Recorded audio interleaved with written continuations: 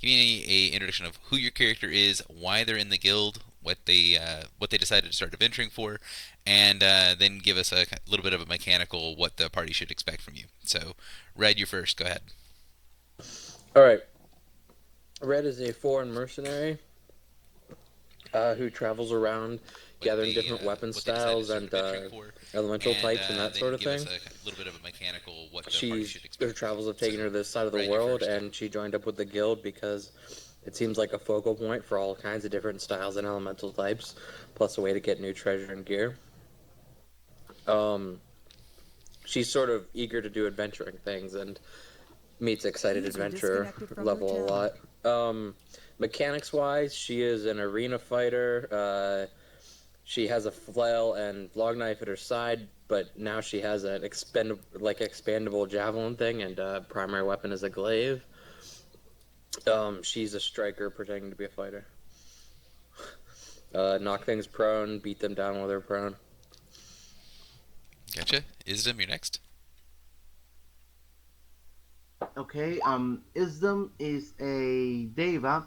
He was sent from the heavens by his goddess to free the nature primordial spirit called Vini. Vini had been imprisoned for a very long time in some kind of ancient temple, and when Isdom came down from the heavens in a fireball, because it was the fastest way for him to get to his destination, he freed her immediately. After that, Vinny asked Isdom to help her reacquire her primordial powers, and given that Isdom knew of how the moral realm usually use shamans to empower spirits, he decided to follow the teachings of the shamans. And when they were traveling around, they heard of the guild and how they often had many encounters with powerful creatures. They both decided that this might be the best place for them to obtain the power that Vinny had lost so long ago.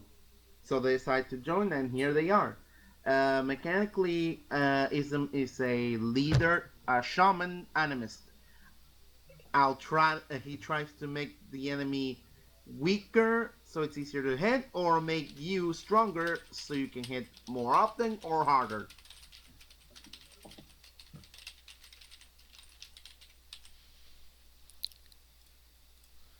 Cool. All right. That is Brett. You're next. Okay, so Brett is a half orc rogue, and he joined the guild because he's a vigilante and he wishes to bring justice against evildoers or bad guys, and make some cool one-liners while he's at it. Unfortunately, I can't think of a cool one-liner right now. I'll think of one later. um, so and At mechanically this point, he that's your one liner. yeah, it is. Um, Mechanically, he is a riposte rogue, and he has a mark, which is a bit unusual for rogue, but that's how it operates. He marks stuff. It makes things want to attack him, so he can attack them back and do even more damage. So please don't override my marks. That's it. All right. Don't override my marks in a, group of two fighters. Good luck with that. Sorelka, you're next. I'm I mean, my marks don't matter.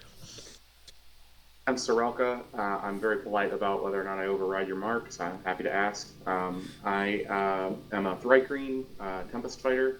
Uh, Sorelka does not like to sit still, constantly in motion. Um, a double sword and wears hide armor. I hard time really saying what my role is under element, but a little bit controllery, a little bit strikery. Probably not good at any of them. Does a little bit of all of it. I'll run around and mark things and do a whole lot of attacks on a whole lot of different targets if they're available. Soraka's not particularly good at fighting a single bad guy, so hopefully there'll be scads of them. Really about it. Oh, I guess I'll say the background on the character is that I created a Thrycreen because I thought after the guild went to Athos, it would be neat to character from there. The backstory I gave him is that he was put out of work when the guild introduced a vast amount of wealth destroying the economy locally, and Thought, well, if they're that rich, I should go try my hand at becoming a part of the guild. And here I am. After I'm all done, it's up to you, Ember. Okay, so Ember is a dragonborn, or rather, basically a humanoid dragon. Prefers flying, but walks on 2 feet. Wields sort of a scepter-looking weapon, actually, with a large gem at the end of it that's basically sharpened into a spear point, so it's mechanically a gouge. She is in the guild to grow big and strong, essentially. Her father is very powerful in the place where she comes from, and he pulled some strings to get her into here. Mechanically, she is a barbarian cleric hybrid, based on charging and doing a lot of damage. Cool. Last but not least, the variant that's you. Sorry, not used to push to talk. Invarian is a Wilden invoker. He joined the guild to learn more about the world and destroy corruption, and he absolutely despises aberrations. Mechanically, I am a wrathful invoker with a Fey Beast Tamer background. Did I miss anything? Nope, sounds good. I'm just setting up the encounters right now for the number of players that we have. Okie doke.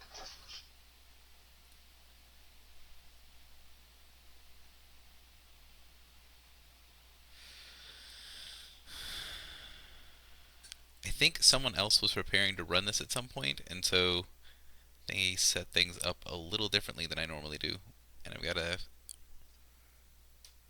see exactly what they were doing. What are we running anyways? Something called Chult. If I remember correctly, it's supposed to be some jungle thing. Chult 1 ties the old faith.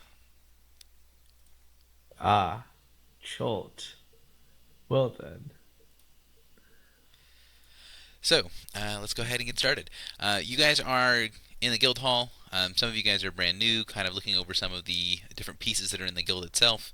And as you guys are sitting around talking, getting to know one another, as some of you are brand new, you see there is a man that walks into the guild hall who looks a little bit out of place. It's a human. He's very, very dark skinned. His skin is kind of a coal color black. And you can see there are these crisscross of these brilliant white scars that are on his body that stand out a little bit more because of his dark skin color. Um, he looks like he's wearing some like simple like farmer's clothes, and he has something around his neck that he's kind of sliding back and forth like a bag or something that he's sliding back and forth across his chest through his shirt, and he's looking around, looking very uncertain. The man is very tall, and also around his neck is a iron band that looks like it's a little bit sunk into his flesh, like it's a little bit too tight. And around that iron band that's on his neck, you see he has a bunch of little pieces of twine and thread that are attached to it, and hanging from those pieces of twine and thread are little trinkets, little bits of like a tiger's eye, and you see one of them's also like a little skull of a rodent and things like that. Little trinkets that are hanging from his neck, and he's looking around, not only a little bit confused looking, but also kind of in awe at the guild itself. He looks like he's a little out of place.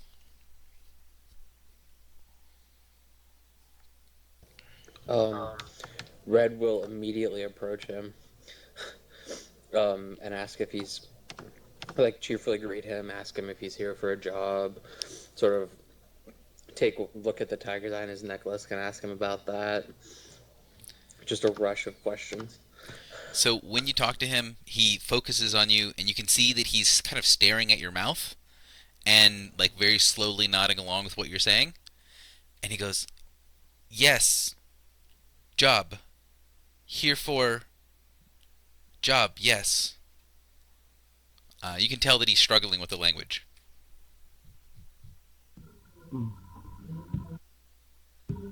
Could, as soon as he sees this, he focuses a bit on him. Can I tell if what kind of language he'd be most comfortable with? Well, he's a human, so the default option would assume to be common. Common, but given that he was just spoken in common, I can either think that he is either not very good at talking, or that's not the language he usually uses. Gene, when you get done Maybe asking a question, unclick your button. Um, you can give me an insight check to try to see how you can figure out what language he's normally speaking in by the mistakes that he makes in common.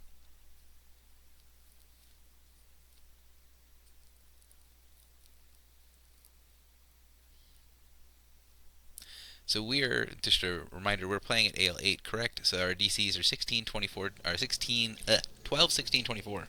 Yep. So medium DC.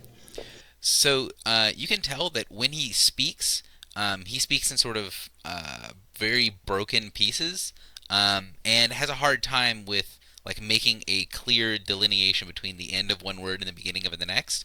And it sounds like he's used to speaking a word that's much more fluid, that's much more quickly spoken. So probably something like maybe Elven or Draconic or um, something like that that has a very quick sort of rhythm to it. Uh, okay, I approach the man and begin to speak in asking if he speaks Elven in Elven. He looks at you just completely confused. Okay, then I change to a comic and do the same. The man smiles broadly, showing his white teeth, and says, "Ah, you speak the tongue of the masters. Yes, yes." And again, Gene or John, stop holding your mic down.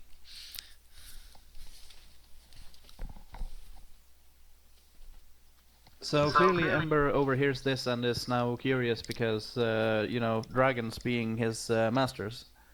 So she's gonna fly up to him and ask, who are your masters then, and what job do they need done? He goes, "Ah, the great and wise masters of the great jungle land of Chult. Our masters, they are, well, we do not say what they are, but they are gods and worship. We worship them because they take care of us." And he kind of lovingly like rubs his hand along the edge of the collar that he wears.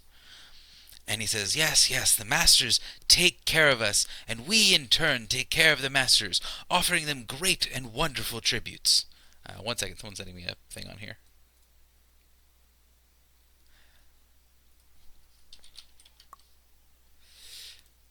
Sorry, one of the generals sent me something on TeamSpeak. I thought I probably should respond. Um, and says, "If I have been told that this is a place that one can go to hire people to solve problems. Our masters are very benevolent and all powerful, but they may not know what problems we are facing, and even if they did, they would not lower themselves to deal with our petty, insignificant problems. But we do have currency." And he reaches into his shirt a little bit and pulls out a pouch that he was wearing around his neck. He opens it up and shows you a handful of very brilliant green emeralds. Whoa. So he kind of shows it to you and says, "We are having problems with something in our jungle. We wished only to be able to go and get these beautiful stones from the mines, but between us and our mines, to get our beautiful stones, to give tribute to the great and glorious masters, there is a." He kind of seems like he's struggling, not with the language, but with trying to figure out what it is. I I am afraid I do not know exactly what it is. Oh, and I have been so remiss. My name is Dakshin. And he bows very deeply. I'll bow back, having no idea what they're saying, but recognizing that at least.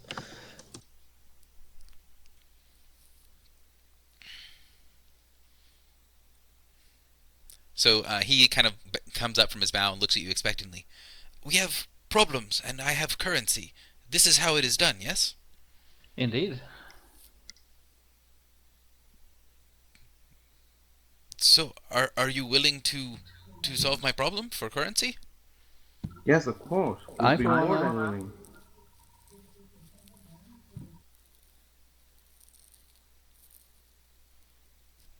I take this chance to explain to those that don't speak Draconic what exactly is being happening. Cool. So I am going to assume that in the long term, everyone understands what's being said because the people in Draconic translate it. What I will say is that for things like this, where only one or maybe two people in the party have a particular language, in the snapshot of what do you say, like back and forth in combat, then it's not going to be translated. But under most other circumstances, it'll be translated unless you, as the player who has that language, says, "I'm not going to translate it like that. I'll change it to say something different." Okay. Okay. Sounds like a certain Havok I knew. So if you say that yes, you will do this, Dakshin smiles greatly and says, "Ah, good, good. We do not have too much time before the next tribute. We must hurry, hurry, and go. I give," and he places the things down on the table and then sort of neatly divides it into two piles, and says, "For your troubles and for accepting the job, it is customary to pay you some, yes?" And then he scoops up the other half and places it back in the bag around his neck. Very well. I do have a question, Dark. So he looks up at Would you. would it be, shall we say, problematic should the tribune not arrive in time? So he makes a sort of an exaggerated face of someone frowning and goes, yes, yes, would be a great problem if the great masters did not have their tribute. They use their tribute to protect and serve those that they caretake over. It would be very problematic for us should the tribute be late." I understand. Then we'll make as much haste as possible. Though with little information, we might take a little more time than usual, seeing as we don't know what we're gonna face in this adventure. He nods and says, "I will be able to explain on the way. I have found that with people who are outsiders, if they ask questions and I answer them, it works better, as, well, the island is different than other places. The great masters make it a paradise for us, but in paradise there are also problems." He pulls out. He's got a little traveler's backpack on. He takes it off and pulls out two big like rucksacks that are the size of large garbage bags, effectively, and places them. And says, "These will be for you on the trip, if you have things that should not be wet."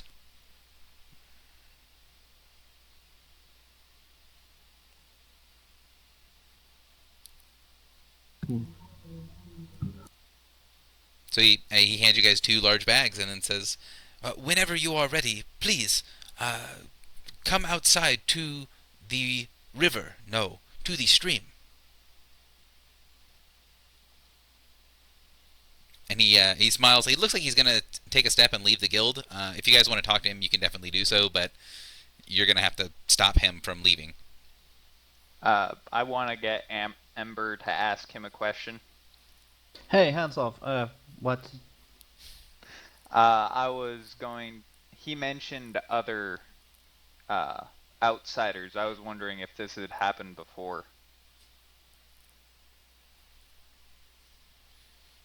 So Sorry, as a player, I completely missed that part, but I'll be nice this time and ask him for you. So Dakshin says, we have had many interactions with outsiders, not only from this place, but from another place very, very far off. And they can be different. Sometimes they are nice, and sometimes they eat people. So we have very different problems with some outsiders, but this particular problem in the great and glorious land of Chult, we have not had this problem before, no. This is something new. I'll tell the answer back to Navaria.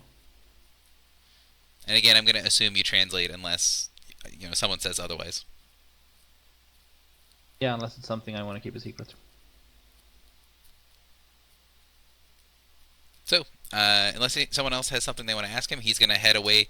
Outside of the guild hall, there's a something between a stream and a river that goes through the center of town. So he leaves, and it will be very easy to follow as he heads a little bit south of the town to a spot on the river. Oh, he's not using a portal. He's going to a spot on the river. Yeah, he just left the guild hall and went to someplace on the river. I find that very odd. I'll Do head we need to outside. gather anything, or I guess just go?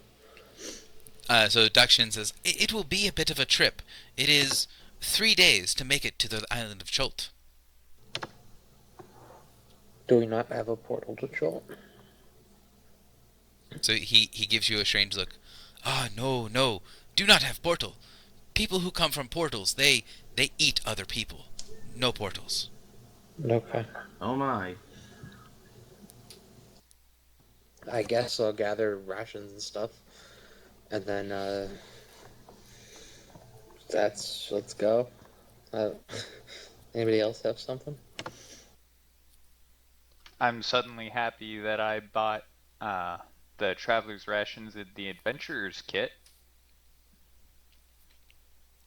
So you guys can gather rations, gather things to be ready to go, and then head out of town. Just slightly south of town, there's an area of really high grass and reeds right up next to the riverbank. And you see Dakshin kind of standing outside of those. And as you approach, he says, "Do not be alarmed.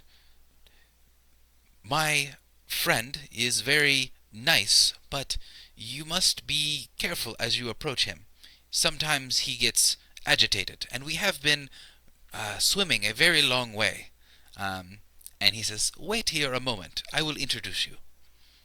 And then he heads off into the reeds. You hear him making some sort of. You can tell that he's talking to the creature that he's talking to, but it's in something that's kind of like Draconic, but it's more like baby language in Draconic, where he's not using real words, he's just using parts of words. And the only word that he really uses is "here, here" to me. And then you see out of the reeds a head rise up, and the head is about 3 feet long, and it's on the end of this huge long neck. And you see the edge of the river sort of swell and move as a creature surfaces on the edge of the river. If you guys know what a plesiosaur looks like, that's what surfaces right next to you all. So it's a very large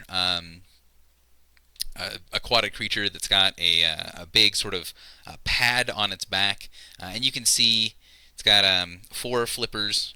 2 of the flippers get kind of thud on the bank. It has this really long neck that ends in a head with a mouth full of very sharp-looking predatory teeth. And it bows down, and Dakshin sort of scratches its head and makes sort of soothing noises to it, and then adjusts some of the straps and stuff. And you can see on the plesiosaur's back, there's enough space for several people to sort of ride on the back in this harness that's been strapped to the back of this creature.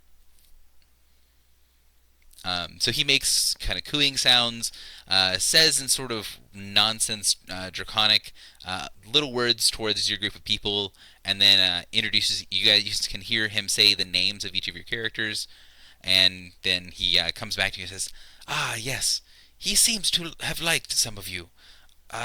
You, he seems to like a little bit too much," and he points to Navarian.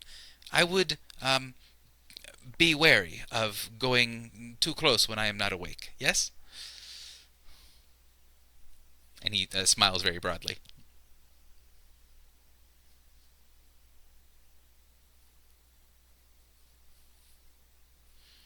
And then kind of gestures for you guys to follow him and to get seated on the back of the plesiosaur.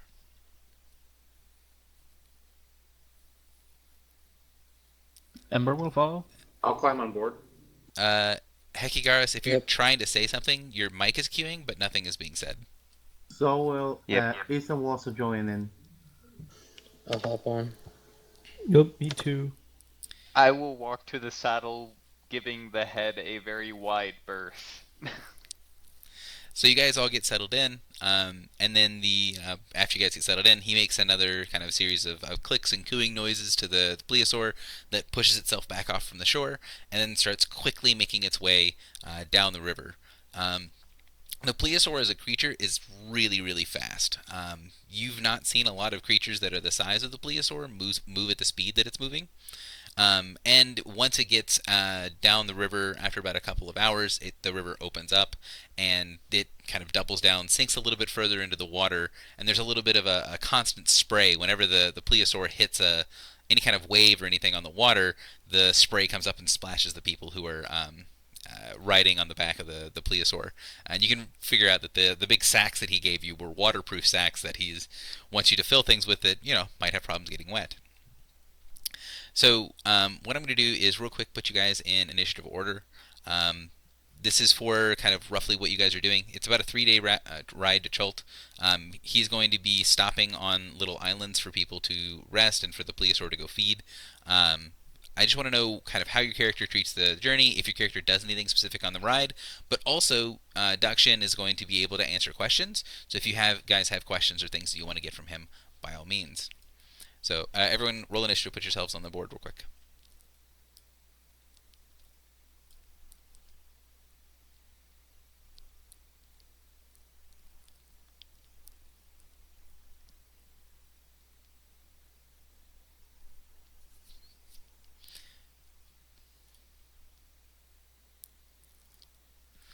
So Red, you're up first. Okay.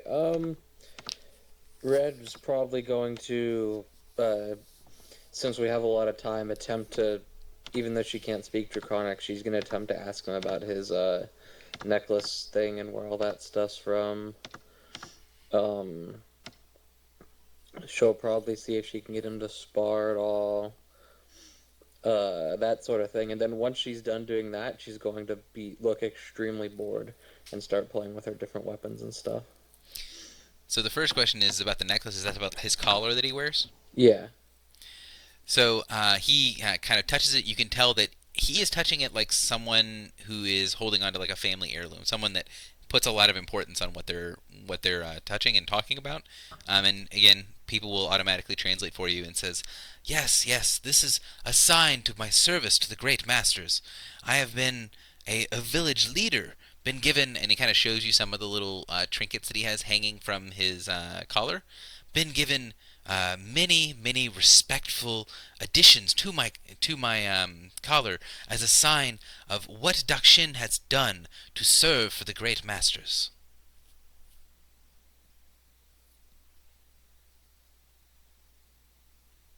So he'll explain that the little rat skull is because he has brought many pieces of tribute that have rare herbs for the great masters, and the little tiger's eye stone is something to denote that the masters were happy with the tribute of emeralds. Okay. Cool. So Isdem, you're next.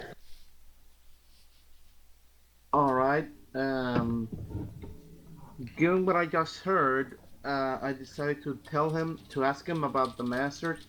Maybe he could describe them and what's so incredible about them. Me being from the outside, I don't know much about your masters. And every time that we get to a new island, Vinny will usually go out and I'll follow her because she likes to scout every new place she's never been to, and this will probably be the new place she's never been to. So he will describe in great detail what the masters look like. Uh, if you sort of translate from what is obviously his sort of reverence of the masters to being more of a clinical understanding of what he's talking about, he will explain basically that the masters are like men on the top, but covered in scales, and then on the bottom they are like a snake. And will kind of put a lot of significance on how their body is different from other people, and that what it means, and gives a lot of sort of religious background to explaining that they slither their bottom half on the ground and touch the great earth, and then they represent a transformation from the animal world and from the great land of Chult up through their bodies to have a more to be the more human and civilized race on top, and we'll kind of explain what it is. Those of you guys that listen to the explanation can get that he's talking about a yuan-ti. Yeah, I say Red will listen interestedly to this. I doubt she's ever seen a UNT.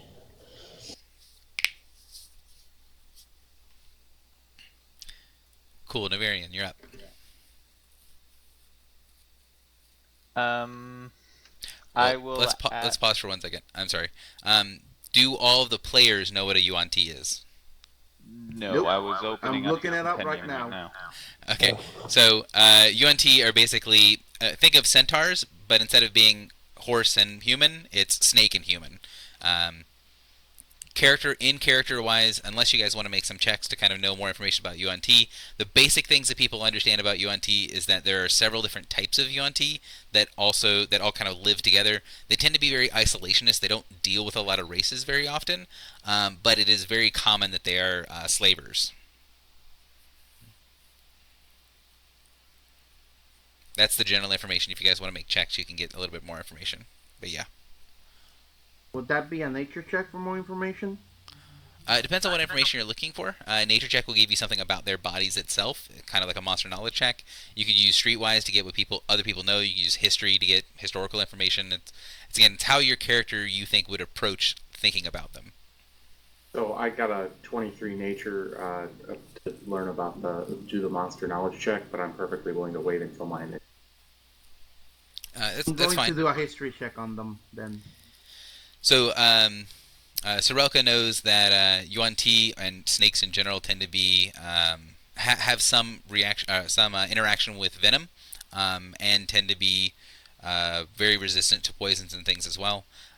You would also know that UNT favor using their kind of warrior caste to do stuff, which tend to be big and hulking brutes, but also will sometimes use, will frequently use slaves as well with the warrior caste, and then will kind of support them with spellcasters and things like that. They are they have a little bit of inherent magic in them, and so they will rely on those pieces to control other creatures and to send the warrior caste into combat. Uh, so you get similar information, Isdom. The only big change that you get from the natural knowledge is that you don't really know a lot about that whole venom and poison shtick, but you do know that there was once a huge Yuan-Ti empire on the island of Chult that was destroyed hundreds and hundreds of years ago. Um, there have been rumors of. Oh, I guess never mind. Go ahead. So you know that there was something there. Yes. Anyone else have a question or addition or other check that they want to roll? Nah, I'm good. Cool. So, Navarian, what are you doing during the 3-day trip where you're island hopping? Mainly avoiding the plesiosaur's head and taking care of my panther. I really don't have anything to ask him at the moment. So you notice that whenever the plesiosaur comes back in the morning to get ready to go again, that it typically has a mouth that is just jam packed full of seaweed. The creature does seem to eat fish and things as it's traveling along, but it seems to be eating a lot of greens as well. It's omnivorous. So Brett, you're next. Brett's gonna ask what kind of justice there is on the island. So he has a little bit of a hard time understanding exactly what you mean, even through the translator, and says, "Well, do not know what you mean. The wise masters make sure that everything is right and correct and just. When people do things that are wrong, and do things that are against the great masters, then they suffer accordingly." So I ask if the great masters enforce all justice on the island. Of course. Why would they not? I see.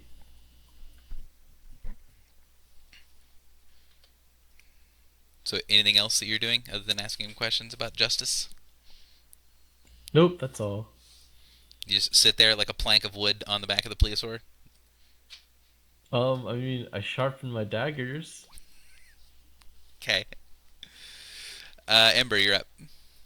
Okay, this plesiosaur, it Did it speak back in Draconic, or did only Dakshin talk to it in like baby Draconic? It didn't talk back, and you can sort of get from the way that he treats it, it probably is not smart enough to have its own language. Yeah, it's basically like a really big dog as far as she's concerned ish. So, well, what she's gonna do, she's basically gonna play with it and befriend it over the course of the journey, since it understands Draconic. And is it in any way related to dragons, being a dinosaur? So, not really, and kind of playing with it and teasing it a little bit, or playing little games with the plesiosaur. You can see Dakshin kind of watch you, and as the plesiosaur kind of gets to know you a little bit, if you can give me a nature check, or you can justify something else, that's fine. Well, since I can't really talk to it like a person, I can't roll diplomacy, so nature is fine. Nature is pretty much handle animal, so. So Wow, almost a crit. So yeah, the creature warms up to you fairly quickly, and you can see that Dakshin seems to enjoy the fact that you are playing with the plesiosaur. Um, After you sort of get to know it a little bit, you can tell that the plesiosaur. I'm really bad with saying that word.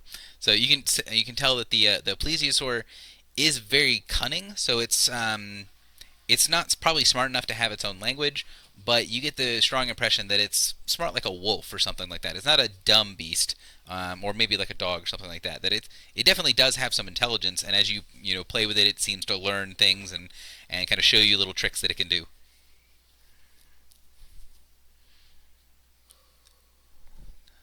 All right, so well, that's how Ember spends the journey, having fun. Sorelka, you're last but not least.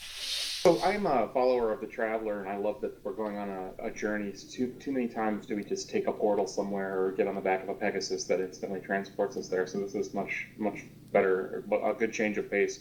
But as we go to these various islands with peoples upon them, I kind of want to get to the.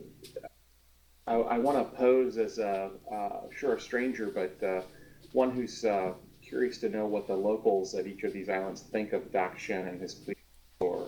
Is it common for him to travel this way? Are they familiar with who he is, and what can they tell me about him?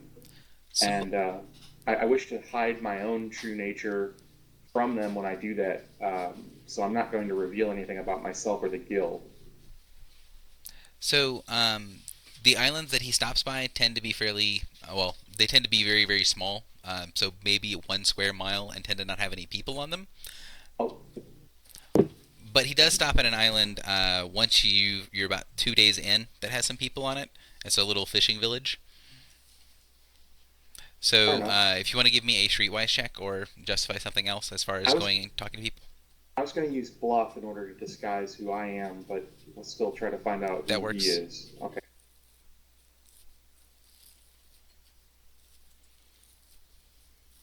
So I'll take the 5 to social skills to make that a 17. Okay.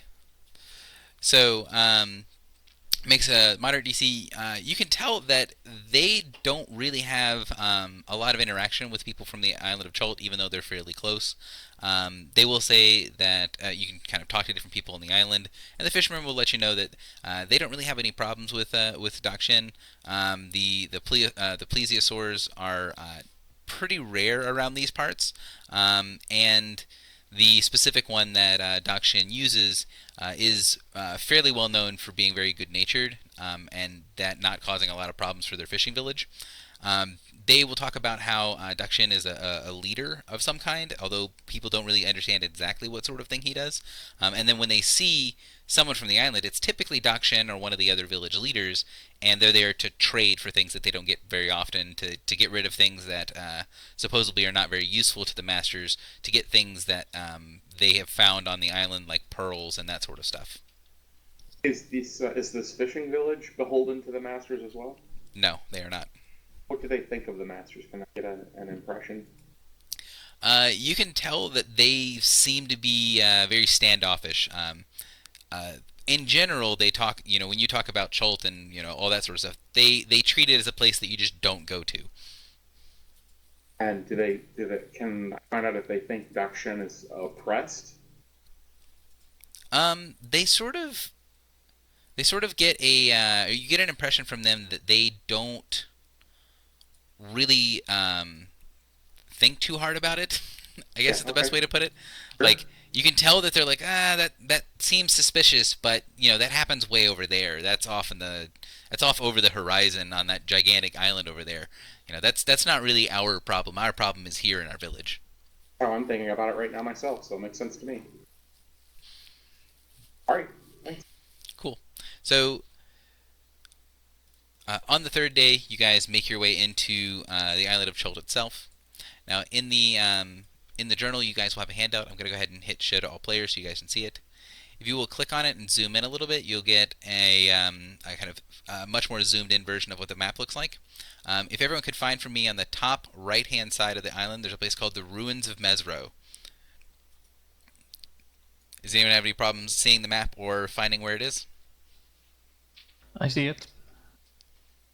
So you guys I see are it just fine. you guys are coming down that little strait between the island that's labeled Kalimshan, down along the in the water, down to that little peninsula that sticks out to the east and slightly south of the ruins of Mesro.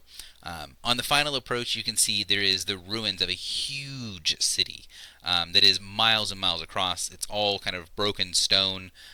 Looks to be a city that was either all or primarily made of quarried stone that could have had, this looks like a major metropolis, like 750,000 people could have lived here, and you can see a good chunk of the city spread out along the low hills where it says the ruins of Mesro. And he takes you near that, but around the little peninsula where you see that there's some woods and a little bit of ruins on top of the hill, and then down into the area just south of that peninsula tip where there's a little kind of inlet where there's no trees that are on the map. It's basically directly south from the R on ruins, and goes up to this small village with a little dock. There's several little houses sort of clustered against the waterway, and you can see there's a pretty wide bit of land that's been cleared between the village and the jungle itself that expands off into the mountains in the distance. Looks to be about half a mile that has been cleared away from the jungle, so that there's a big open spot between the village and the jungle itself. The village doesn't really have anything that looks like a normal city would. Like, doesn't seem like there's a lot of buildings that do different things. Just looks to be a cluster of individual houses, and there's one sort of bigger squatter building in the middle of town that has smoke coming from it. It's clearly a smokehouse. And as you guys dock and approach, people come out and kind of wave towards Doc Shin, but most of them look pretty subdued. And Doc Shin starts calling out things in Draconic. We have visitors, visitors! Please get food, get everything ready for these excellent people here to help serve our wise masters. And kind of calls on people to bring out this big table and a bunch of things that look to be somewhat ceremonial in nature. For example, the table is like 30 feet long. It doesn't look like something they would use very often, but they start bringing out things and start setting up a feast for you all. Well, In a low voice, Sounds- ask everybody else, should we accept this, or do you guys rather they don't do this? A feast sounds good to me. A feast for me? Oh, you shouldn't have. Sirocco would Ember answer. is displaying the falsest of modesties. Sirocco would answer Jean's question, but he's already at the table. yeah. Well, it seems that you guys really like your food. Might as well join in. So the different people in the village kind of start bringing things. You can tell most of them aren't really interacting with you guys at all. They don't speak barely at all to one another. And sorry, I don't know if you could hear that in the background. They don't speak very much at all to one another, and as they kind of go and gather things together, you can see they're stacking up meats from the smokehouse and a lot of like vegetables and fruits and things like that.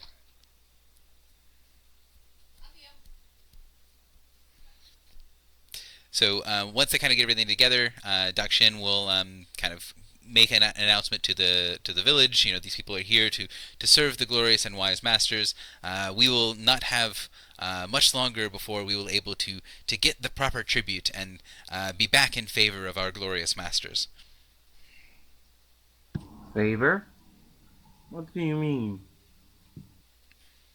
Dakshin will kind of turn towards you and say, "Ah, yes, the tribute that we give to the wise masters must be excellent, must be overflowing if we can make it. And we have been in the favor of the wise masters for a long, long time. We do not wish to lose this favor, and our next tribute would be very small without your help, of course." Suddenly, Islam kind of has a very dark realization, so he goes forward with this one. What does this tribute entail?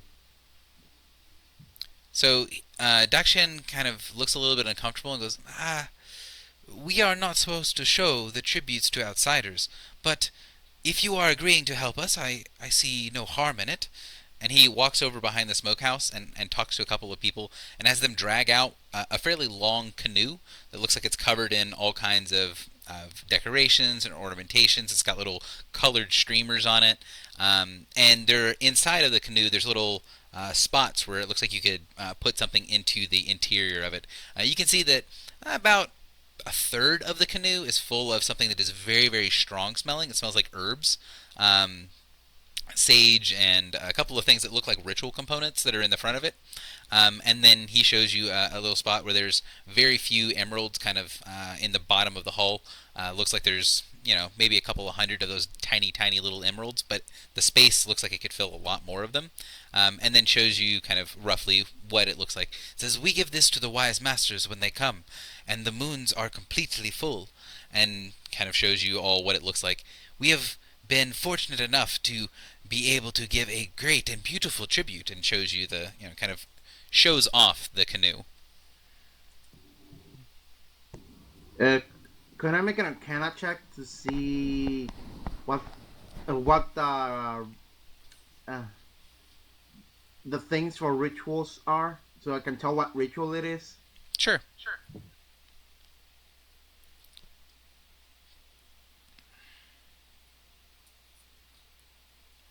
So you can tell that rather than it being a specific set of ritual components for a particular ritual, it seems to just be a large stack of things that are fairly uncommon or things that are rare to be used for ritual purposes. So rather than this being the components for a particular ritual, it just seems like a big stack of ritual components that you would give to someone, like maybe what you would find as the inventory in a shop in a city.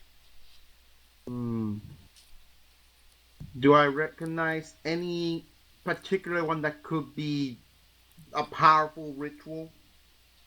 There's a lot of nightshade in the canoe, and nightshade is something that's used in quite a few higher level rituals. Okay, this is not good. I tell this to myself. I don't speak it out loud. So Islam will nod and say, "Well, it's a very beautiful tribute." So Dakshin, smiles very broadly. He is very clearly proud of his tribute.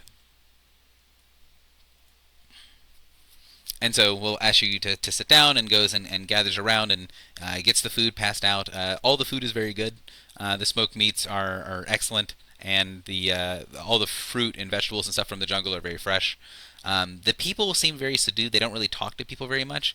And you notice that for the village itself, they seem to all be adults and almost exclusively human. There's one dwarf and one elf that's there, and then there's about 30 humans that are all roughly adult age. So you don't see any people that are especially old, and you don't see any people that are especially young. The age range here seems to be about 18 to about 40. Um, Given that curiosity, I suddenly ask, Dakshin, are where are the children? I expect there to be children in such a booming place. So he smiles and says, "Ah, we have not had any children to offer for," kind of thinks around, "2 seasons." Come again? Children. He looks at you kind of confused, like he doesn't understand what was confusing. Islam just waved and said, "Never mind. I thought I misheard what you said." So he smiles and nods and says, "If you are looking for a better understanding of what is here, then please ask the villagers. They will know. I have not been to the problem myself, but some of the others know of it."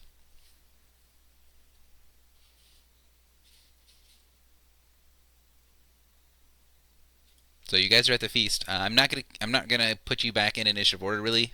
So if anyone has anything they want to do during the feast or talk to people, you guys don't really have a great idea of what you're here for yet. So who do you want to talk to? What do you want to do?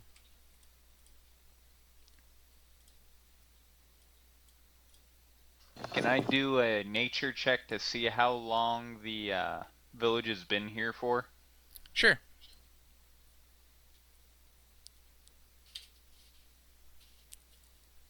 Sorry, one sec.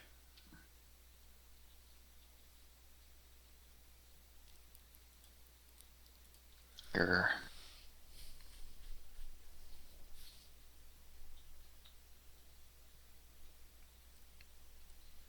So That's a no. I mean, you rolled a two, but I have no idea what your actual skill was. So Oh, sorry. The skill is 9, so that's gonna be 11. Yeah. 11. So you don't really know. Everything here is not built from things that look like it'll last very long. The only thing you'll get is that the smokehouse itself looks pretty weathered with age.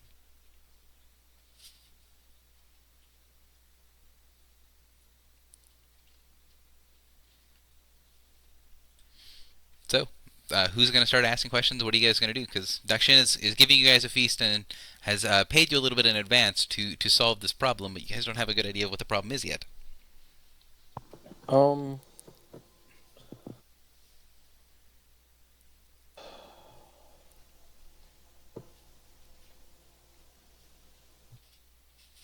Well, one of you speaks Draconic, and maybe you could ask what is the problem you want us to solve. yeah. Well, might as well ask. So, Ism will go around to people that he can sense will have a better understanding of things and starts to ask them what the problem with the tribute is. You mean like Doc Shen?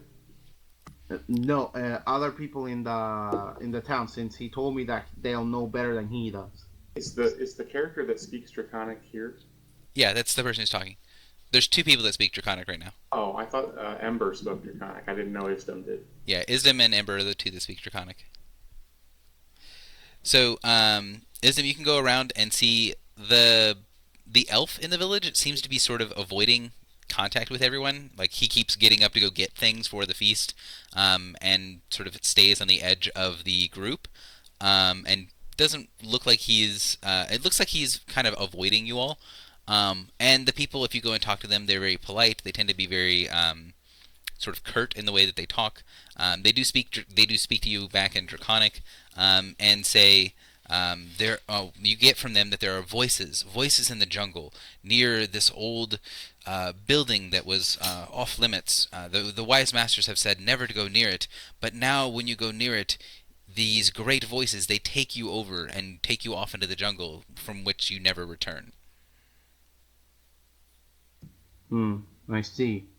I carefully approached the elf, trying to have no ill intent on him, and start to speak with him in Elven, which will probably put him at ease. So going to talk to the elf and talking him in Elven. Mm-hmm.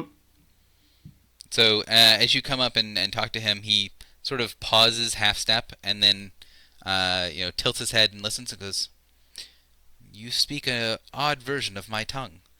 When he talks, he has a very thick accent in Elven. Oh, that's surprising. I tell him that I'm still not very good at advanced, how we say, Elven, so I need some practice, and maybe talking to you would help me with that, and also maybe help me understand the situation around here. So he kind of looks at the village itself and looks back at you and says, "The situation here is that these people are afraid. They have been afraid for so long that they now revel in being afraid. And then he kind of shakes his head as he's looking at the rest of the villagers. You can see that each of the villagers do wear variations of that same collar, including the elf. Although everyone else's collar looks to be a little bit more slender than Dakshin's. Yeah, I would agree that they're not conscious about what's happening to them. What's your take on this? So he shrugs his shoulders and says, "It is a way to survive. It will do. You are here to solve some sort of problem. Dakshin does not bring in outsiders often." Yes, that's precisely why I'm talking to you as well. The villagers have told me about weird noises and that people who enter never return. I was beginning to think maybe you, who are more tuned with nature in this area, will be able to tell me more. So he nods his head and says, "Ah, yes, the temple in the jungle to the demon of salt and sea. I do not go near there. I avoid it. Some of the others would go near there to go to the emerald mines, but that has never been my business. I take my time in the jungle, in the swamplands, recovering herbs for the great masters."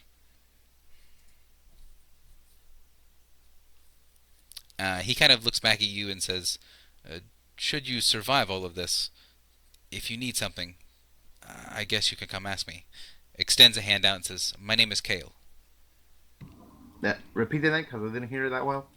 Kale. A pleasure, Kale. Isdom. And I shake his hand. So he's got one hell of a strong grip, and then he kind of lets go and says, "I will answer if you have questions, but there are some. I will answer some questions, but there are some answers that I cannot give." I'm guessing that your life would be at risk for giving those? He nods. Very well, then I will not pry. But I do have a question. Do the masters, are they, shall we say, fair in their treatment? Though I suspect the answer already. He shrugs and says, "I have not been here very long, but from what I can tell, as long as they get their tribute, they pretty much ignore the people here. The people here work hard for their tribute, but they get food and other sorts of things from the masters, and when their people are sick, they send them out on the tribute canoes, and they are healed and returned." Hmm. Very well then. Thank you very much for this information. It will be quite helpful. So Kale nods to you and goes back to avoiding people.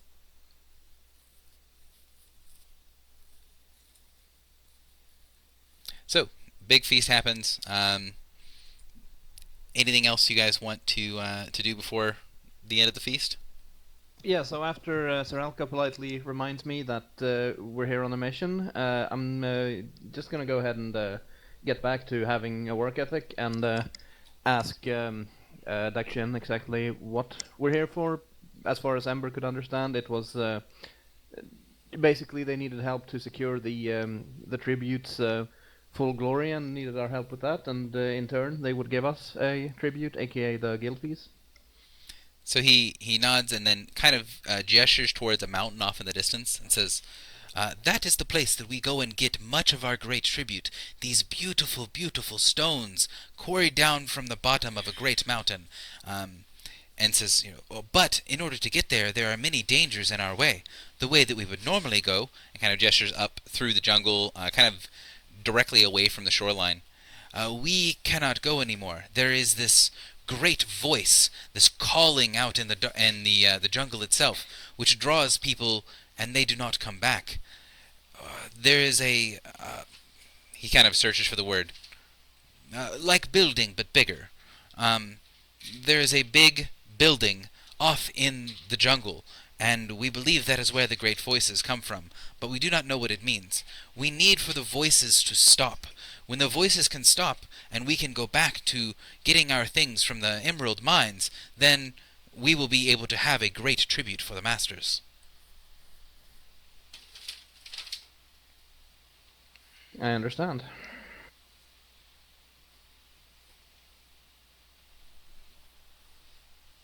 So after the feast is done, we're not in the public eye. I'll basically tell everyone about what I learned here. I will also do the same, adding what I learned from Kale.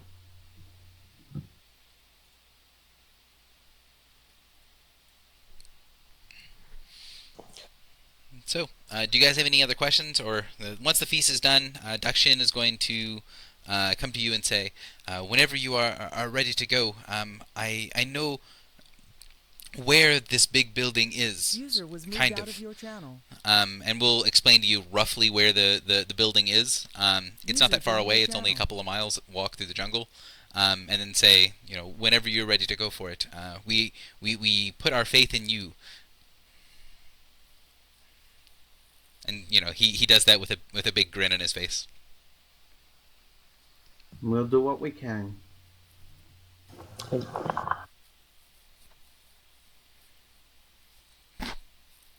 So, if no one has any other questions, do you guys want to head out? It's late afternoon.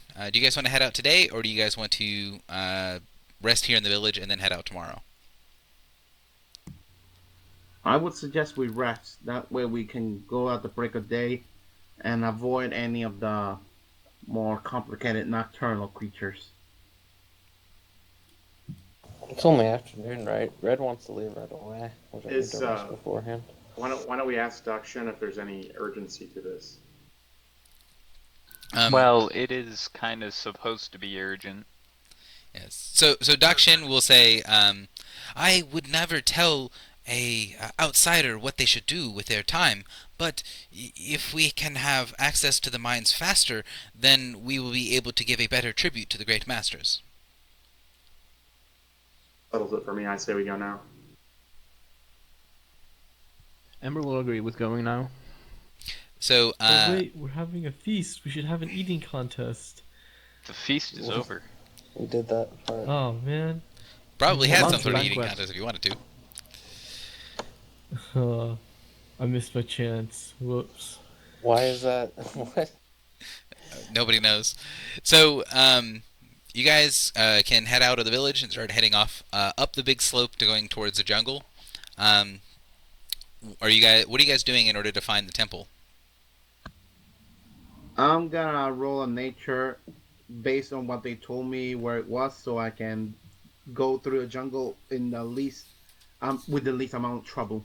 So, pause for a second. So what we need to do here is the group is trying to find something. So in this sort of situation, what we're going to do is one person is going to be in charge of looking for the thing, and then everyone else can assist if they so choose to assist that person. So the first thing you guys have to decide is who is going to be the one leading the way, and then after that you can decide if you're going to help him and if you're going to help that person, how you are going about helping that person to find their way. Who here has the highest perception? I've got a +7. Nature, highest perception or nature, because we can find our way with nature as well. I got a 14 in both. I've got a 9 in nature. Better than my numbers on the 14, so... Okay, so it sounds like John will be leading the way, and then once John rolls, you guys can choose to assist him or not.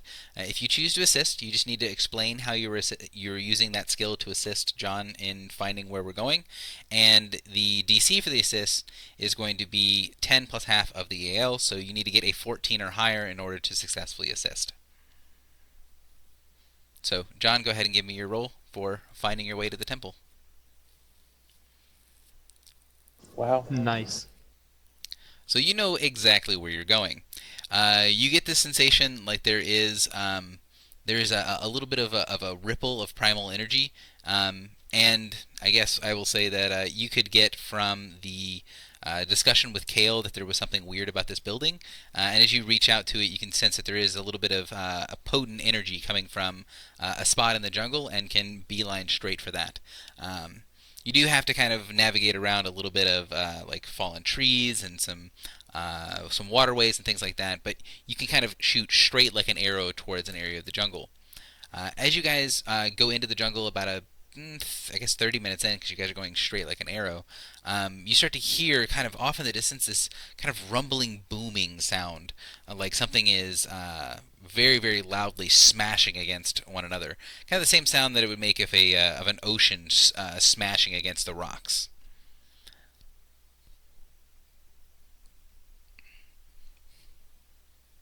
And if no one has any interactions with things, it seems to be coming from the direction that you guys are going, and you keep going forward. I tell them to try and be careful where they step. Hearing that, hearing that noise, it might be some kind of cliff, or maybe it might be some kind of drum. So we might want to be not stealthy but careful. This is If we can be stealthy, all the better. this is deep in a jungle, right? We're in the Correct. jungle. Okay, I'd like to actually go up into some trees and see if I can see what the source of the sound is. Okay, go ahead and give me a perception check.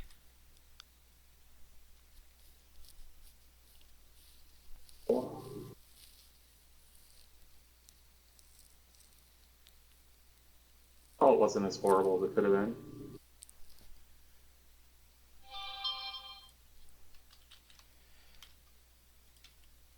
So you kind of look off into the distance, and you can see that there's not a lot of movement in the treetops ahead of you. If you look off to the right and the left, there's birds, there's kind of rustling of the trees and that sort of stuff. The direction you guys are going doesn't seem to have any movement in it at all.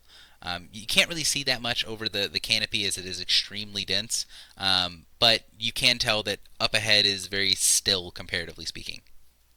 Okay, I'll report that back to the team.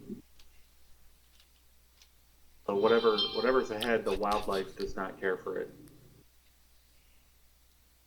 And this is like very difficult terrain that we're slogging through, correct?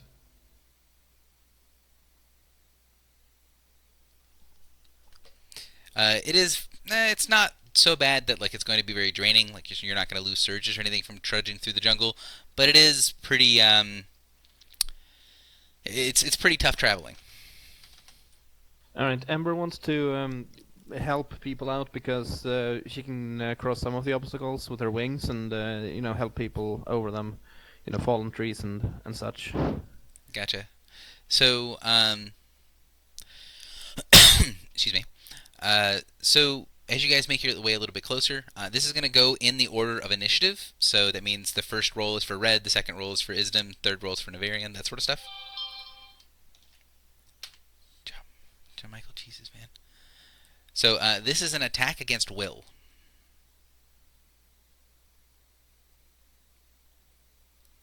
Miss. It's Ouch. right on. Wait, is this a burst in any form? It is not a burst. Okay. How far away is the attack? 2 miles. Alright, then never mind, it misses me. Okay, so for those of you guys that get hit, you just start walking, kind of ignoring the stuff that's in the way, towards this calling, this feel like you have something to go do right now. And several of you, the ones that get missed, so Sorelka, Navarian, and Isdom, you notice that 3 of the people that are with you, they just start walking off into the jungle, not really paying attention to the fact that they're walking through like sections of mud, the things that they would normally be avoiding, and just walk off into the distance. Do they walk faster and I can react to snap them out of it? No, they're not walking with any particular speed. Okay, then I rush up and try to snap them completely out of it. Would that be a heal check? If you want to use a heal check for it. So one thing, let me mark people real quick. Gary, do they? I know you're marking people, but just so you know, are they responding to things like, "Hey, what are you doing, guys? That's walking through mud. There's no reason for that." Yeah, they don't immediately respond, so I'm going to kind of keep this in initiative order, but I'm going to remove the people who Okay. I'm not going to remove them. I'm just going to skip the people that are controlled. So Red gets skipped. So Isdom, what are you doing as you see them walking off into the jungle? And yes, Ember, you are walking rather than flying. Given that I sense primal energies from the way we're going, I'm going to do a nature check to try and snap them all by clamoring to the spirits of the earth and the sky to bring them back to their senses.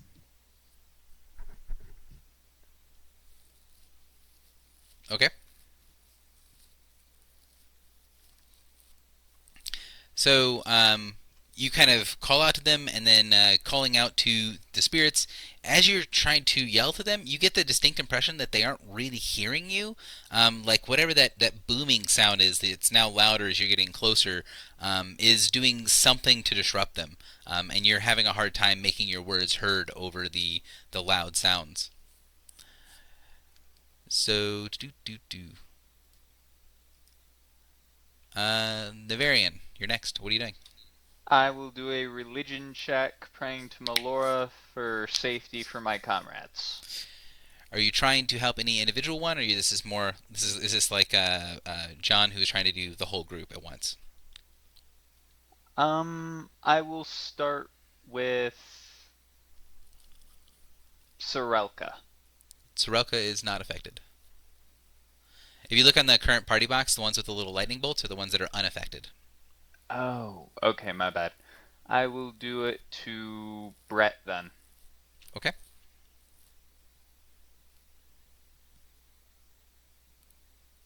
That is a +8. So when you hit that button and it questions you, you need to put in what your number is. I don't have my macro set like that. Okay. Well, then you need to we'll fix your skill check macro Yeah. after this is over. So they don't seem to be paying any attention to you, and when you try to send out a prayer to your god, it seems like your prayers are hitting deaf ears.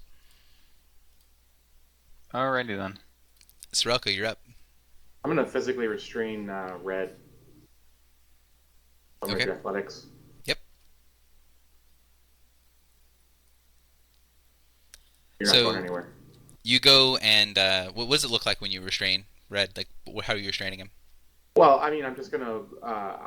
I think I'm faster than Red. I have a speed 7, so I'm just gonna catch up to Red, and when Red won't respond to my queries about what the heck they think they're doing, I'm gonna use one of my claws to clasp their collar to try to spin them around, and if they don't stop for that, even I'll just wrap them up and tackle them, and if I can, pick them up.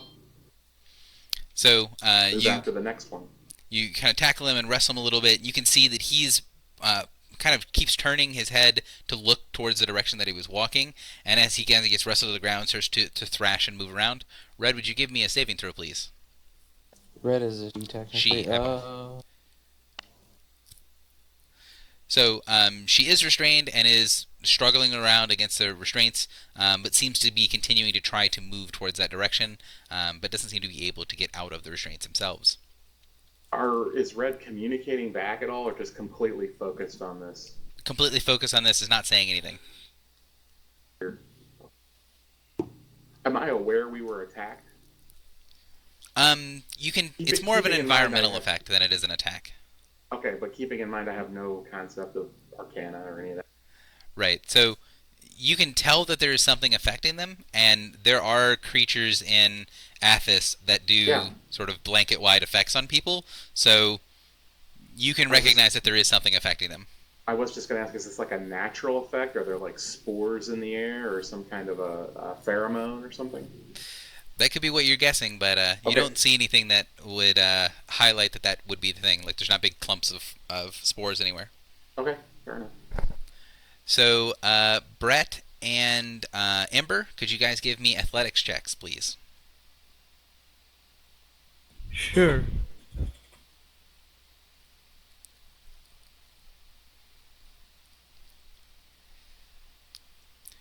So Ember just takes off running into the jungle.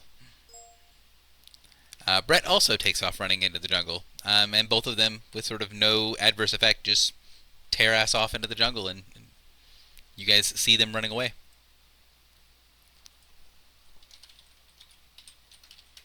Can I sing the Batman theme while I'm running away? Sure. Na na na na na na na na na na na na na na Batman. Question. Isdem, you're up. As they're running away, do I have enough time to make one final move, or are they so fast that I can't even catch up to them. I mean, they're not running with like superhuman speed or anything. You can run and catch up to them. Okay. It's more just Then startling that they decided to run off into the jungle. okay. Then first, I'm using this ability. It is your turn, by the way. So go ahead.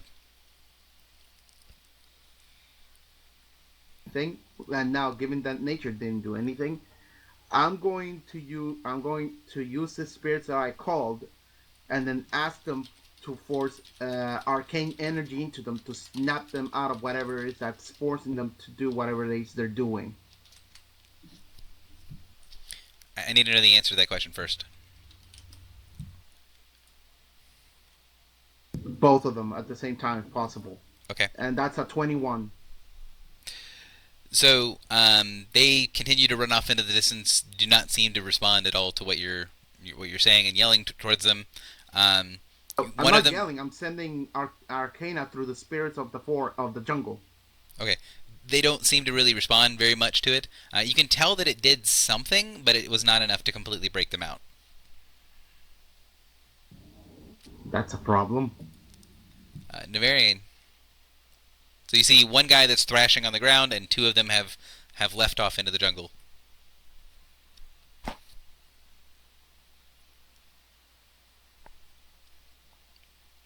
Navarian, you there? Keep forgetting about push to talk. I will do a Arcana check. Can Isdom go and do a help me or no? I can try. The checks that he has made are effectively assists for you because he's trying to do the whole group rather than doing one person. Ah, okay. Well, I'm going to target only Ember this time, I guess. Okay.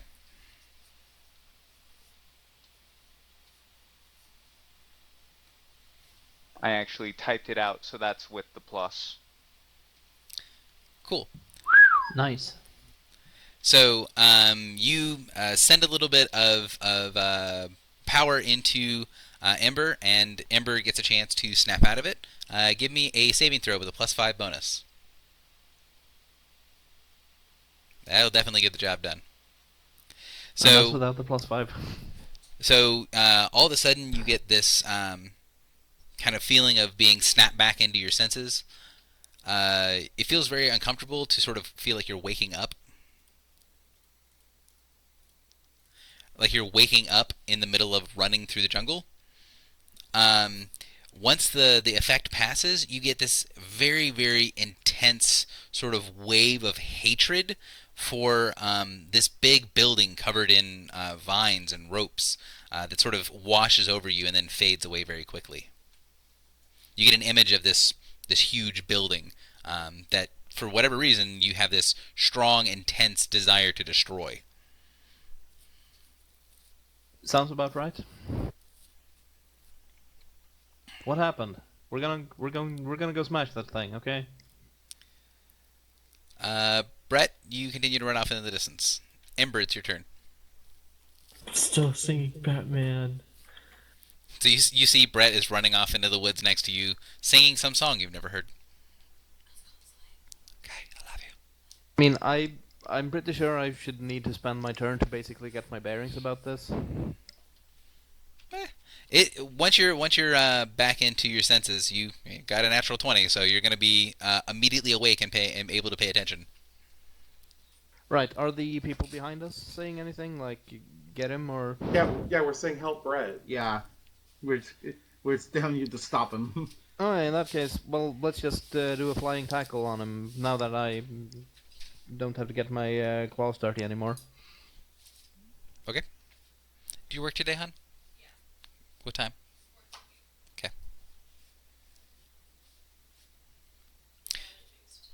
So I just flap my wings and try to basically shoulder tackle him into the ground. So you successfully shoulder tackle him to the end of the ground, and he you interrupt his singing. He spares a glance your direction to look annoyed that you've interrupted his singing. Peter, give me a saving throw at a +2. +2, alrighty.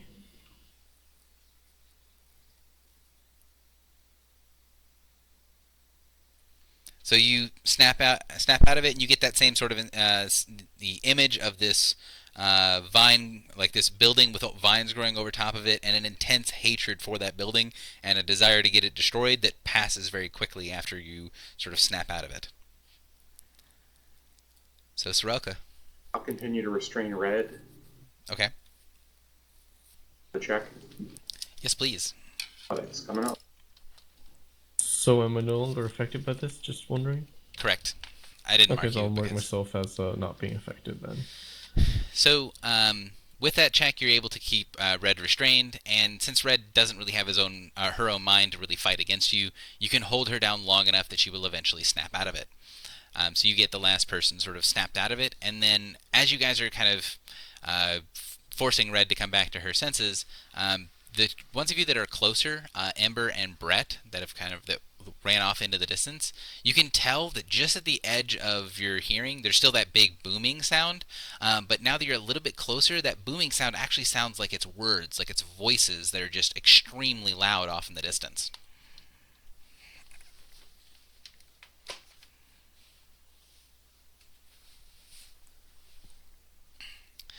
So you gather everyone together as they sort of snap out of the effect. And what's the plan? How are you guys going to continue going forward? Can I try another nature check and this time to create a, shall we say, a bubble of energy in front of us so that any other type of effects that'll come our way will get dispersed to our sides and not affect us? That sounds like a very specific effect that would be nearly impossible to keep up without like some sort of spell or ability that gets the job done. So you can try to do that, but it is going to be prohibitively hard to keep going. Or, well, might as well. Nothing to lose on this. To be clear, prohibitively hard means that it is going to drain you from resources. So as you do this, it's going to be like eating healing surges. Never mind. Not gonna risk that. So I told him we should probably move fast so that we don't get burst at it again. At the moment, you're still standing kind of in the area where people were getting affected, and it doesn't seem to be affecting you right now. Can anyone understand the words that are being said? So you're not quite close enough to be able to make out what the words are, but if someone wants to give me a perception check or an insight check to try to determine, figure out what the words are from being able to barely hear them. Why not? Sure, give it a shot.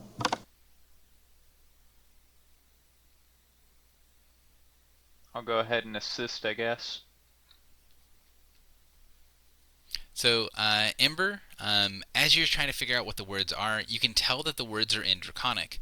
You can also tell that as you're trying to sort of decipher what the words are and kind of get the barest pieces of what's going on, you have this intense sense of wanting to go and destroy a building again.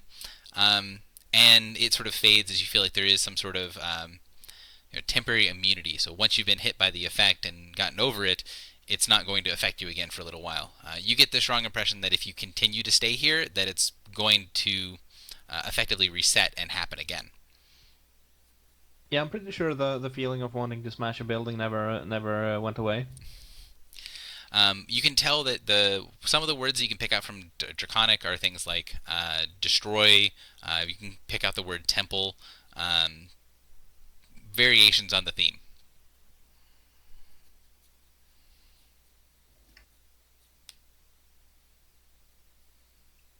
Maybe not the last one, but yeah. And Navarian, you can help. Although you don't know the language, you can help put together that this is a command. This is a spell or spell-like ability that is commanding you to go and destroy this temple.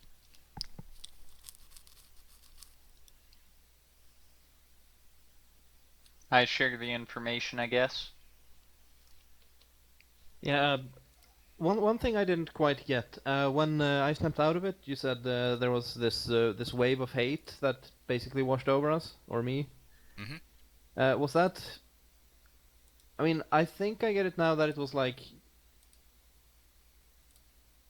some kind of mental thing that made me hate the building or something, or Because at first I thought it was like I felt an intense sense of hatred towards me from the building, or is that completely incorrect? Like the building hates me, or I hate the building. You hate the building, not the building hates you. Okay. Just wanted to make that sure.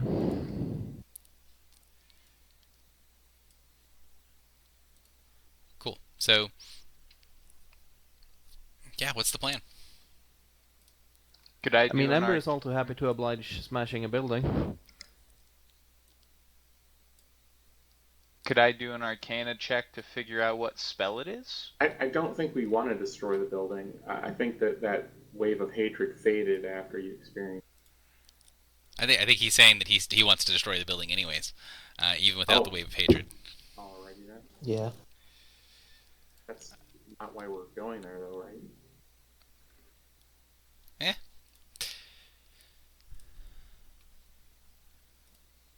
Stupid Roll20 is messing up on me. Anyways, so yeah, what's the plan? You guys are heading off in that direction more? Like I said, Yeah, can I use an Arcana check to figure out what spell it is? Yes, you can try to do that. Sorry, I was tinkering with something in Roll20 that's being annoying. So from your knowledge of the arcane, you can tell that this seems to be a sort of very, well, comparatively speaking, very mild form of like dominate that is just trying to draw people in. Whatever this spell is seems to be drawing whatever the nearby things are that can hear it to get it to come together and destroy this building. As far as being a individual spell cast by an individual person, probably not. It's probably a ritual or some sort of device or something like that that has this going on, because from what the villager said, this has been happening for a while, and if this was a individual person, you don't think that they would be able to keep this going for very long. It would have to be some sort of construct or some sort of ritual to get this effect going for as long as it's been going on. I share the information. I think we should go and disable this, whatever it is.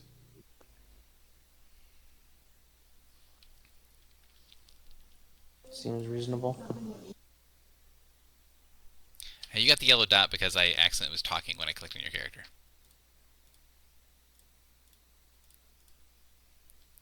And you guys don't have to have the lightning bolt on you anymore, because everyone's okay.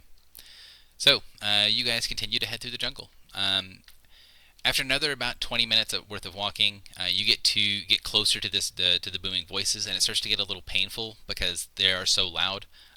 And those of you that can speak Draconic can clearly hear what the voices are saying. And then, again, it is variations on the theme of crush, destroy, temple, all that sort of stuff.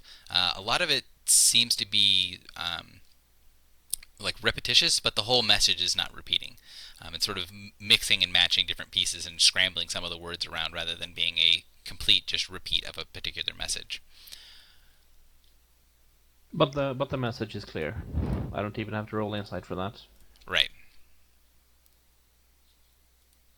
But yeah, I'm clearly going to tell the rest that it's basically saying crush, kill, destroy, swag though.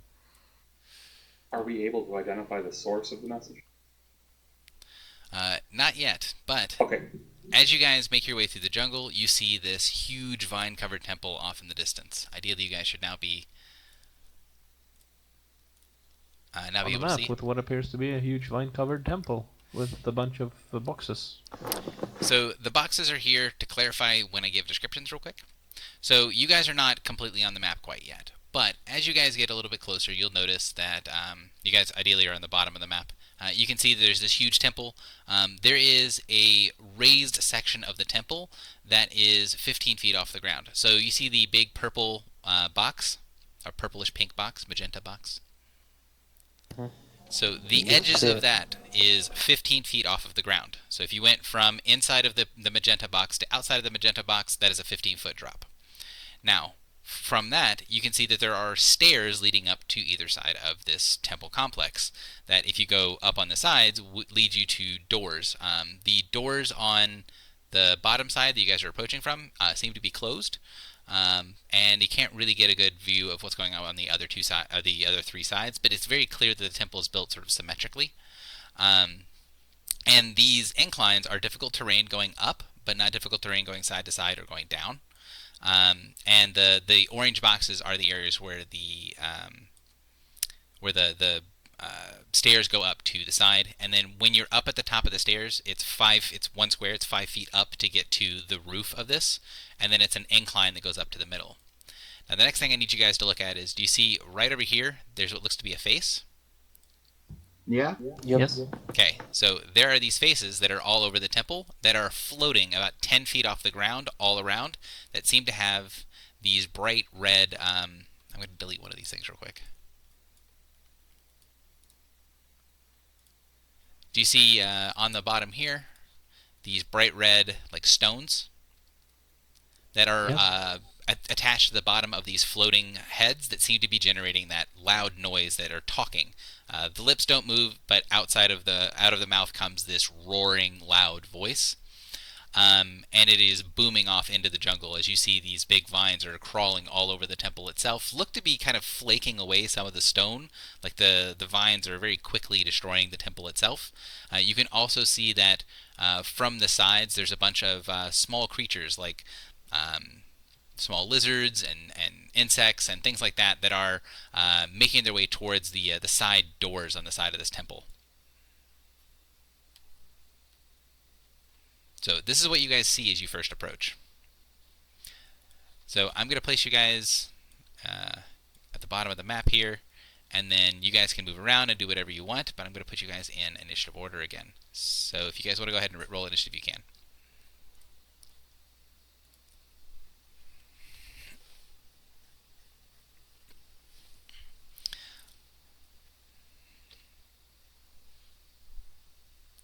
Navarian, I don't think you had your token selected. That I did not. Switch it to an 8, right? I mean 6, Please. right? So whatever you got the first time. But this is out of combat, so it's not going to matter that much. Isdom, are you back? Yeah, I'm back. Sorry. Initiative, please.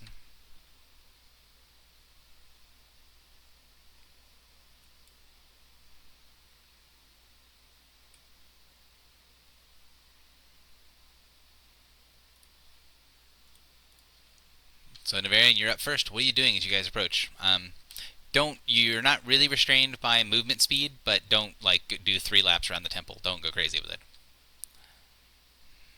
I would like to walk up to one of these heads over here and try and do a religion check. Okay, so what are you trying to do with your religion check? Mainly to figure out, like, what these things are affiliated with. Okay.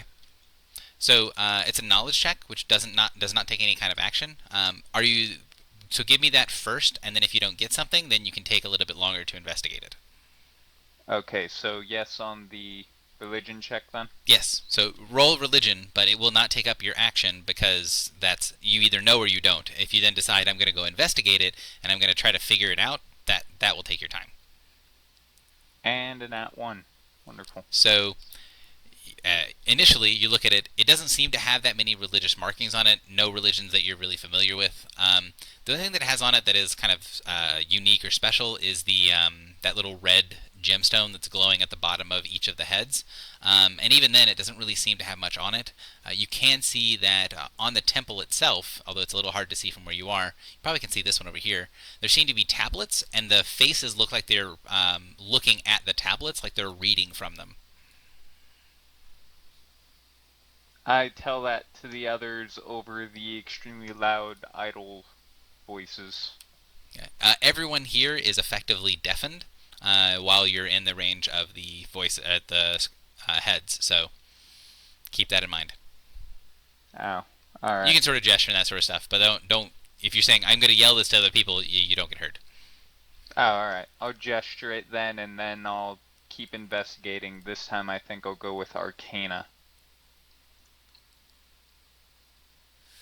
For like a passive take 10, I guess. So here's a little bit of a handout to show you guys more what the faces look like and kind of roughly what they're doing. Okay. So Amber, you're next. If I understood you correctly, the face's lips aren't moving. Like They're not moving, no. they're not animated, but it's clearly the faces that are speaking. Right. The noise is coming from the faces, but they are big floating stones that don't seem to be moving. Right, and the red glowy things. You mentioned something about these, like we could infer that they were causing it somehow. They're the only thing that's really kind of stands out about. I mean, they're giant floating stone heads. Those stand out in general, but the only marking on them that looks a little bit out of place, looks different from the rest of the statue, is that little glowing red stone on the bottom. All right, and they are floating like above the roof of the temple. They're So floating above the more roof of the more temple, than yes. 15 feet above the ground. Right. So 15 feet above the ground is the roof of the temple, and then is the side of the temple, and then there's 5 feet, so 20 feet to the roof of the temple, and then there's a 15 foot between the top of the temple, or sorry, 10 foot between the top of the temple and the faces. So there are a total of 30 feet up. Okay, that is pretty high, but what I want to do is basically I want to sort of use my fly speed to get up the stairs and get up on the roof. Okay. Do I need to roll athletics for that? You've got chicken flight, right? I have the basic draconian flight, so Yeah. I'll, So I'll you do can one. get up there, yeah. All right, and then I'll go towards the face and just look up at it. Okay. You look up at it and you see it making a huge, or well, you can hear it making a huge amount of noise, which is somewhat painful being this close to it. Yeah, and the gem was at the bottom, right? Mhm. So I want to do something, but I can't quite figure it out how to do it yet. So I'll go ahead and delay for a bit, Okay. just so I, as a player, can figure out the flavor of what I want to do. Cool. So the gem's near the bottom portion of the faces. Correct. I'd look at the party. We want to deal with these red things, right? These red gems. Can we communicate? Can we hear each other? I thought we were deafened. You can communicate, but I'm saying don't communicate over long distances. Like you guys would have a hard Yeah. time communicating with Ember right now, but you can do enough when you're right next to each other to communicate fine.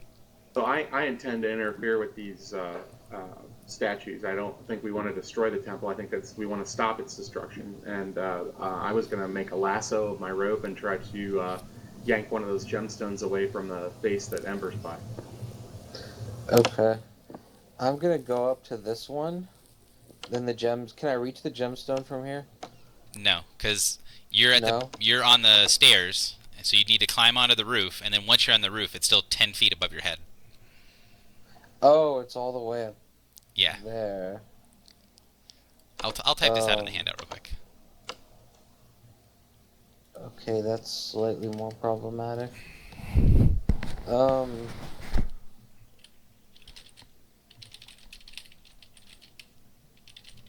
Can I try and get it with a grappling hook? Sure. I don't know if that's a plausible way to attack the gem or not, but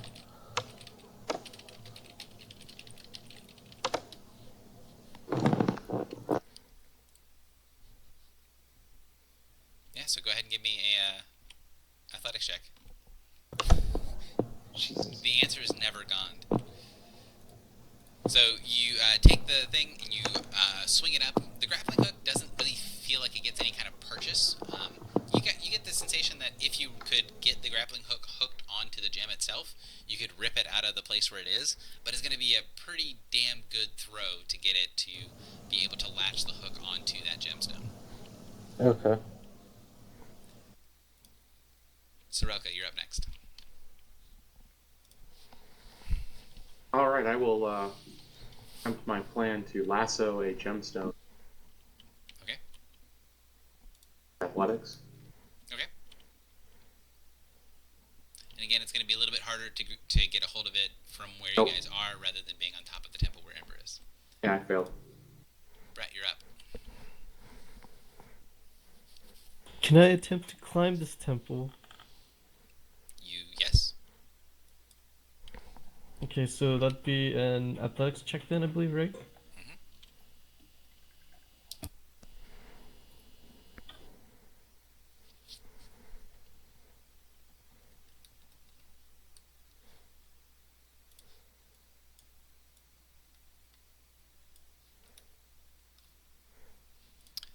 So you easily scale the side of the temple. And what do I see up here? There are the vines that seem to be choking and trying to break apart the temple itself. And you see these big stone tablets that are here, as well as the heads that are floating above. So there's a total of, in the corners of each one, there's a head, and then on the sides of each one, there's a head, and then there's 4 at the top. So there's a total of 12 up here. Interesting. Can I go up to one of the tablets? Sure.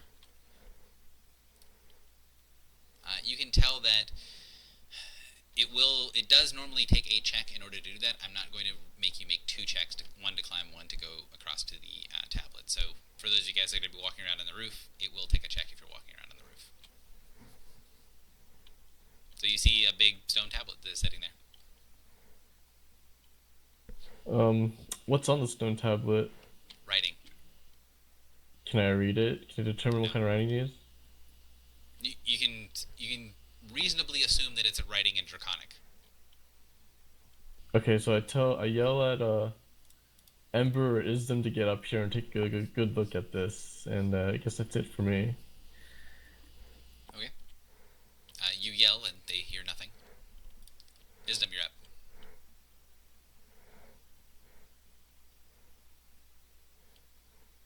John, are you there?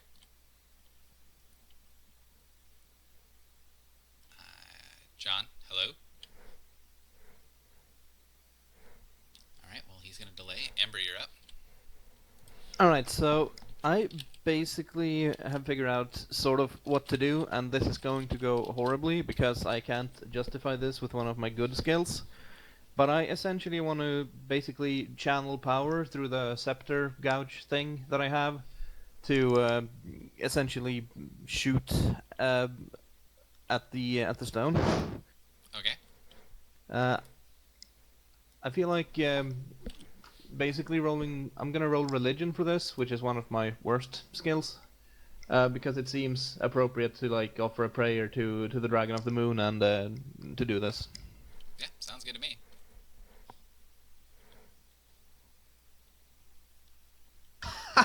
And I roll good. Yeah, well, rolling well will get the job done. You send a little bit of energy and say this prayer. Even though you can tell that the prayer doesn't really, or the prayer can't really be heard because you can't even hear your own voice barely right underneath this thing. You see the stone underneath sort of die down and stop giving off light as the voice stops talking quite so loud. It's still making a lot of noise, but it's not talking quite as loud as it was previously. I need to be on the right layer. Yeah. So what happens is basically. Sorry. I think I need to turn you up on TeamSpeak. You were a little bit low there, so I thought you stopped talking for a while. Sorry, what did you say? The last part of that? The thing stops making noise that is quite so loud, and you can tell that you have at least partially deactivated this stone head. Okay, excellent. So I wanted to describe what happens. It's basically sort of I basically hold the scepter thing in 2 hands and like close my eyes, bow my head and meditate for, well, I guess a round, and then this like ray of blood red light shoots out from the tip of the gem on my scepter, and then it hits the gem on the head and deactivates it. Nice. So is Demi back? Yeah, I'm back. Sorry. Bit of an internet issue. That's fine. Okay, let's see. Didn't want to hurt.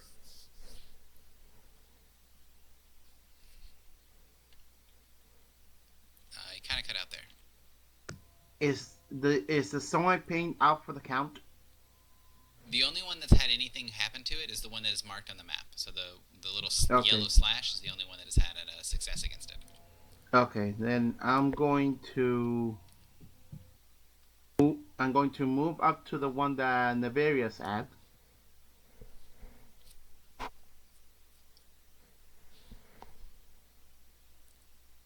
Okay. And again, don't worry about where your token is if you're taking your turn. And what are you doing? I'm gonna. I'm going to attempt to. I'm going to attempt to undo its magical essence with an Arcana check. Okay.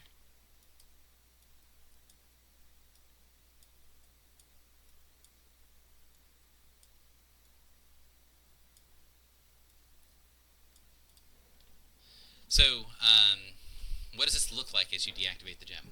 Uh-huh.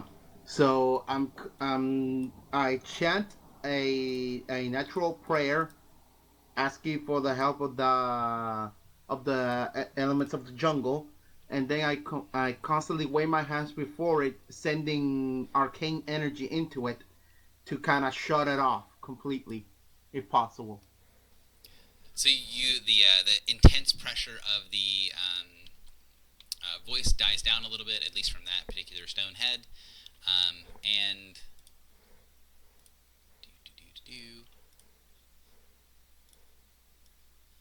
as you're doing that, you see a little javelin sort of whistle past your shoulder and stick into the stone of the temple itself.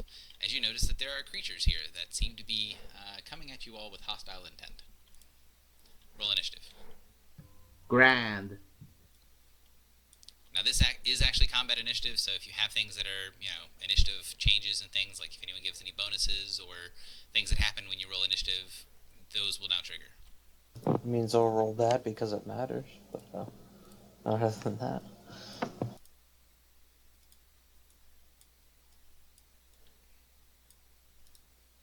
All the 20s in the initiative. That's a bit sad. You don't like going first?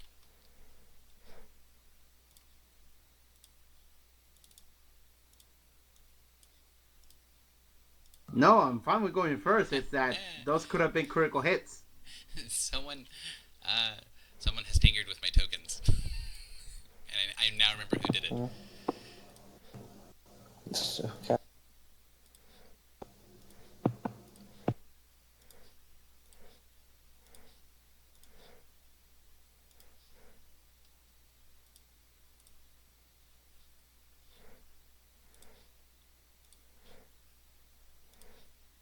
So 1 second, let me see if this token is exactly as broken as I think it is. Let me look. I'm gonna click this so everyone can see it. Well, That 33 on that shaman, though. yeah, I think that's the one that's broken. Yeah, it is definitely not what it's supposed to be. So, apologies for a second. I'm going to pause for a second because John Michael took some of my tokens and completely screwed them up. So I need to go and fix that real quick.